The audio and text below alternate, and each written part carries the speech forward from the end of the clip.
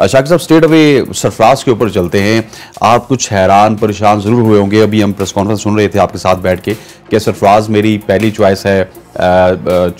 वो ये भी उनसे सवाल हुआ कि रिजवान जो है वो वाइस कैप्टन, लेकिन उन्होंने कहा कि सरफराज की रिसेंट परफॉर्मेंसेस देख के लगता है कि सरफराज पहली चॉइस होंगे। देखिए sir, Babar Azam as a captain हम हर प्रेस कॉन्फ्रेंस को देखते हैं, उसके बाद जब भी कोई प्रेस कॉन्फ्रेंस होती है तो पिछली से वो बेहतर कर रहे हैं, ये एक बड़ी पॉजिटिव बात है। और उनके अंदर एतमाद, बात उनकी जो बॉडी लैंग्वेज बड़ी लेकिन चले सरफराज से पहले हीट ऑफ मोमेंट का मुझे हीट ऑफ द मोमेंट शायद उनको करेक्शन थोड़ी करानी पड़ेगी, क्योंकि सिचुएशन जहाँ शायद सिचुएशन का वर्ड यूज होता है वहाँ हीट ऑफ द मोमेंट 2-3 दफा आज उनकी प्रेस कॉन्फ्रेंस में कर चुके, मिस स्लिप ऑफ टंग हो सकता है उनका। लेकिन ये जो सरफराज के बारे में उन्होंने कहा, ये भी मुझे कहीं स्लिप ऑफ टंग ही लगा कि मेरी पहली चॉइस होगी। मैं आपको बताऊं, टेस्ट क्रिकेट में वैसे अगर सरफराज पहली चॉइस बनते भी हैं, जिस तरह सवाल करने वाले ने ये भी कहा था कि वो लास्ट सीरीज़ में मैन ऑफ द सीरीज़ भी थे, अच्छी परफॉर्मेंस थी उनकी। सरफराज का एक्सपीरियंस भी बड़ा अच्छा और अगेंस्ट द स्पिन बहुत अच्छा खेलते हैं।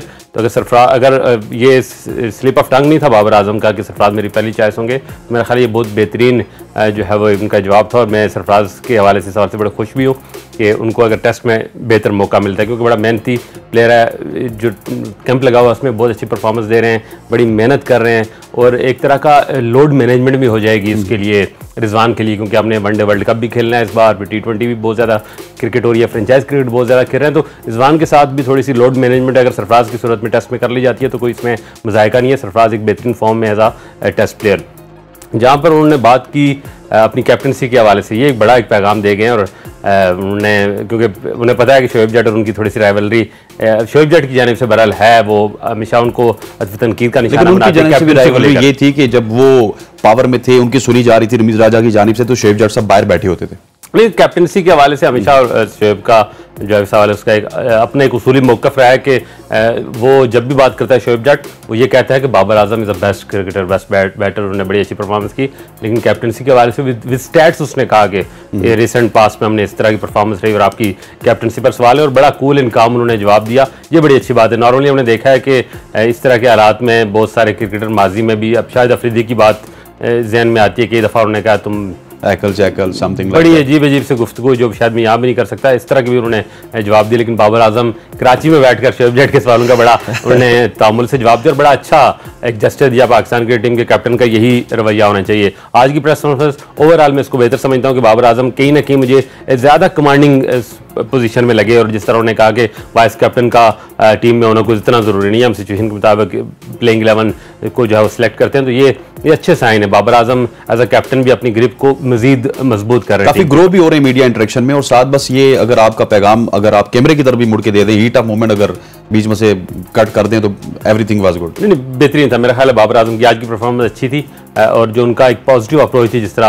उन्हें पूछा गया इंडिया में खेलने के हवाले से, उन्होंने कहा हम इंडिया के खिलाफ नहीं खेलने जा रहे हैं, हम वर्ल्ड कप खेलने जा रहे हैं, हमारे लिए इंडिया समेत तमाम 9 टीमें जो है वो इक्वल हैं। उन्होंने एक तरह का पैगाम भी दिया, कुछ ज़्यादा हमें टेंशन नहीं है इंडिया से कहाँ खेलना है, क्या खेलना, और हमारे यहाँ को इंडिया को उनके होम ग्राउंड पर खेलने का प्रेशर भी उस तरह से। अच्छा, बाबर आजम ने मिकी आर्थर का जिक्र किया। मिकी आर्थर का जिक्र करते हुए उन्होंने कहा कि वो श्रीलंका के कोच भी रहे, कंडीशंस भी जानते हैं, और मिकी आर्थर जो है वो हमें बहुत हेल्पफुल साबित हो सकते हैं। तो क्या मिकी आर्थर जो है अपनी ऑनलाइन कोचिंग से टीम को समझाने बुझाने में कामयाब हो सकते हैं? उन्होंने उनकी जो ऑनलाइन कोचिंग के हवाले से कोई बात नहीं की, उन्होंने ये कहा कि वो वहाँ खेल नहीं। मेरा सवाल है कि क्या वो ऑनलाइन तरीके से स्काइप पे आके बाबर आजम को और उनके बैटर्स को समझा देंगे? कंडीशन के हवाले से आपको ज़्यादा से ज़्यादा प्लेइंग 11 बनाने में आपको मावनत चाहिए होती है, और फिर आप winning the toss, ball bat क्या करना है, उस हवाले से आपकी प्लानिंग ही होती है ज़्यादा कंडीशन में। और मेरा ख्याल है श्रीलंकन कंडीशन एज डिफ़िकल्ट नहीं है पाकिस्तान के लिए, सब कंटिनेंट से कुछ ज़्यादा दुश्वार नहीं होती, लेकिन वहाँ बहरहाल स्पिनर्स जो है वो बड़े हैवी होते हैं, और पाकिस्तान का ओवरऑल रिकॉर्ड को इतना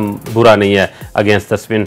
तो यकीनन उनकी इनपुट होगी। अभी तक जो डायरेक्टर क्रिकेट वही हैं और मामलात अभी तक देख रहे हैं। अब ज़का अशरफ से जब इस्लामाबाद में आए थे, मैंने उनसे इंटरव्यू किया था, तो मैंने प्रिसाइसली एक क्वेश्चन पूछा था उनसे मिकी आर्थर के हवाले से, उनका फ्यूचर क्या होगा, क्या आप भी मुतमईन है? तो उनका कोई ज़्यादा अच्छा जेस्चर नहीं था मिकी आर्थर के हवाले से। मैंने पूछा था, उनका भी जेस्चर तो इसलिए अगर जो जिनके पास अब ताकत आ गई है, इख्तियारात आ गए, फैसला साजी आ गई है, तो ऐसे हालात में ऑनलाइन कोचेज़ मुझे कोचिंग चलती दिखाई नहीं दे रही मिकी आर्थर की, और मैं खुद भी इसके हक में नहीं हूँ कि एक ऐसा शख्स जो जितना ही बड़ा कोच क्यों ना हो, जितना ही बड़ा प्लेयर क्यों ना हो, अगर उसकी प्रायोरिटी उसकी प्रेफरेंस पे पाकिस्तान पहले नंबर पर नहीं है तो मेरे ख्याल हमें उसकी जरूरत नहीं है। हमारे पास बहुत ज्यादा, अगर वो डर्बी शॉट को छोड़ देते तो शायद हम उसके साथ कंटिन्यू कर सकते थे। नहीं, उन्होंने नहीं छोड़ा, उनके लिए काउंटी एक मुल्क की क्रिकेट से ज्यादा इंपॉर्टेंट थी, और पाकिस्तान में अगर वो छोड़ देते तो ये वाली मैनेजमेंट उनको एक्सेप्ट कर लेती। यहाँ पे सिर्फ ऑनलाइन का इशू है। नहीं, मेरा ख्याल है अभी भी जो उनसे बातचीत होगी उसमें यही शर्त रखी जाएगी कि आप फुल टाइम हमारे साथ आएं, अगर आपने हमारे साथ चलना है, नहीं तो थैंक यू वेरी मच। अच्छा, अभी उनको ऑफर दी जाएगी? मेरा ख्याल है ये बात होगी एकदम से, उनको उनसे जरूर बात करेगी नई मैनेजमेंट, क्योंकि जरगा अशरफ की एक और बात यह है कि वो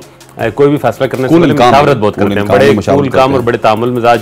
और मैं आपको बताऊं कि उनके आने से फर्क जरूर पड़ेगा पाकिस्तान क्रिकेट के इंटरनेशनल मामलात को। वो बड़ा, एक तो उनको बड़ी अच्छी बैक है आईपीसी मिनिस्ट्री एंड गवर्नमेंट की, दूसरा उनका थोड़ा टेन्योर पहले भी वो 8-10 साल पहले जब वो कर चुके इस तरह के रोल, उनकी एक तरह की मुझे लगता है कोऑर्डिनेशन, क्योंकि थोड़ा सा पॉलिटिशियन बैकग्राउंड है उनका, तो वो थोड़ा सा एक रिकॉन्सिलिएशन जो होती है ना, जो एक जो कह लें स्पोर्ट्स डिप्लोमेसी टाइप, वो बेहतर कर पाएंगे। और अगर बोर्ड्स की आपस में, खास करके हम अपने रीजन में अपना ब्लॉक बनाने में कामयाब हो जाते हैं, और इंडिया को अगर हम अपना हामी नहीं बना सकते तो कम से कम इतना कर लें कि वो हमारा हर जगह मुखालिफ ना हो, तो ये भी हमारी बड़ी विक्ट्री हो। बाबर आजम ने कहा जी कि चेयरमैन के मामलात पे मुझे क्या असर पड़ता है। चेयरमैन, एक सहाफ़ी ने सवाल किया कि 1 साल में 3 चेयरमैन चेंज हो चुके हैं। उन्होंने कहा जी I am not worried about the chairman, और इस तरह टीम में भी कोई वरीड नहीं है, और ये उनके मामलात हैं, ये चलते रहते हैं। सो कोई वरी नहीं है कैंप में। मेरा ख्याल है जवाब यही बनता था, देना भी यही चाहिए था हकीकत में, लेकिन हकीकत ऐसा नहीं होती, ऐसा हो नहीं सकता। हम आप हमारे न्यूज़ रूम में कोई सब एडिटर चेंज हो जाए, हमारा कोई एडिटर चेंज हो जाए, कोई असाइनमेंट एडिटर चेंज हो जाए तो हालात खराब होते हैं। तो पाकिस्तान क्रिकेट बोर्ड के चेयरमैन के बदलने से कैसे? अभी भट्टी साहब कहते हैं कि इनको पीसीबी वालों को बोलें कि थोड़ा सा स्टेबल हो जाए, नहीं तो आपकी और हमारी दुकानें बंद हो जाएंगी स्पोर्ट्स की। बिल्कुल ऐसा ही है, बिल्कुल ऐसा ही है। तो बाबर आजम ने जो जवाब दिया बिल्कुल ठीक है, मीडिया पे आके ये जवाब देना चाहिए, लेकिन मैं इसको हकीकत से सिर्फ बरक्स समझता हूँ। यकीनन एज अ कैप्टन तो उन पर बहुत फ़र्क पड़ता होगा, बड़ा आपकी एक वर्किंग रिलेशनशिप बन जाती है। आपकी रमीज़ राजा के साथ कुछ और थी, सेठी साहब के साथ कुछ और है, और आप ज़का अशरफ को अभी तक मिले भी नहीं है, तो और नहीं आपने ज़का अशरफ के साथ कभी पहले काम किया, तो ये ज़रूर फ़र्क पड़ता है, बिल्कुल फ़र्क पड़ता है। क्योंकि पाकिस्तान जैसे, इंडिया जैसे क्रिकेट बोर्ड में चेयरमैन की जो सीट होती है उसका इन्फ्लुएंस नीचे तक आता है, सिलेक्शन तक आता है। अच्छा, कहीं ना बाबर आजम भी वो क्या कहते होते हैं कि इनोसेंट जवाब दे ही देते हैं। कि पूरी प्रेस कॉन्फ्रेंस मैंने सुनी, एक साफ़ी ने बड़ा अच्छा सवाल किया, पूरा पाकिस्तान ही समझ रहा था कि इस दफ़ा वर्ल्ड कप का साल है, बाबर भी, रिजवान भी, फ़खर भी, फ़हीम अशरफ भी गए हैं आज करने को, दुआ शुआ करेंगे, और ये वैसे ऑब्वियसली एक बनता है कि 2 महीने बाद वर्ल्ड कप है। उन्होंने कहा नहीं जी, मैंने तो सारों के लिए दुआएं की हैं, सबके लिए दुआएं की हैं, और हमारा फोकस जो है वो, इसी सवाल के जवाब में उन्होंने कहा जी कि हमारा फोकस जो है वो इंडिया नहीं है, हम जो है वो 9 टीम्स के खिलाफ खेलेंगे, बाकी भी, और जीतेंगे तो फिर आगे पहुंचेंगे। लेकिन दुआओं के हवाले से मैं अक्सर रिजवान बहुत ज़्यादा मजहब का जो है वो 4 महीने वाले साथी हमेशा, मतलब अपनी गुफ्तगू में, तो मैं समझता हूँ कि यही काम सकलैन मुश्ताक भी करते रहे, फिर इंजी भाई की तरफ से बहुत होता रहा। मैं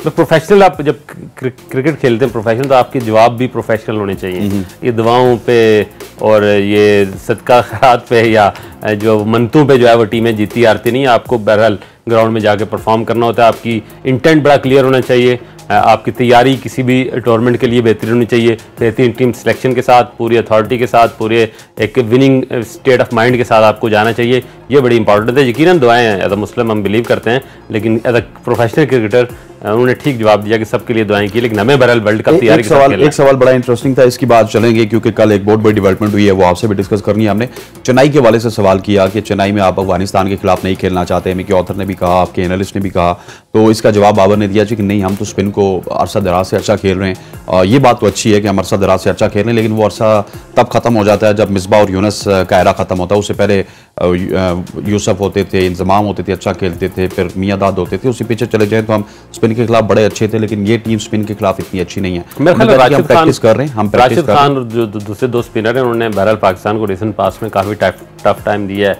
इवन राशिद जब हमारे PSL के मैचेस खेलने आते तो यहाँ भी बाबर के हवाले से वाइब लीग है जहाँ पे वो छाया रहता है। हाँ, बाबर को भी तो उन्होंने काफ़ी जो है बांध के रखा होता है सीरीज़ में भी। तो यकीनन बॉलिंग स्पिन अटैक अफगानिस्तान का बड़ा टफ है, चेन्नई की विकेट भी बड़ा सपोर्ट करती है। लेकिन अब ये कैसे कहता कि जी हम नहीं खेलते, उसने जवाब तो बहरहाल मुनासिब ही दिया था कैप्टन। लेकिन अब जब वर्ल्ड कप खेलने जाते हैं उस दिन भी कहा कि हमारे इंडिया अगर जाना चाहिए तो जाना चाहिए, नहीं जाना चाहिए तो नहीं जाना चाहिए। जाना है तो ये चेरी पिकिंग नहीं हो सकती कि इस ग्राउंड में खेलना है, इस कंडीशन में खेलना है, पर खेलना है, हम खेलने आए हैं।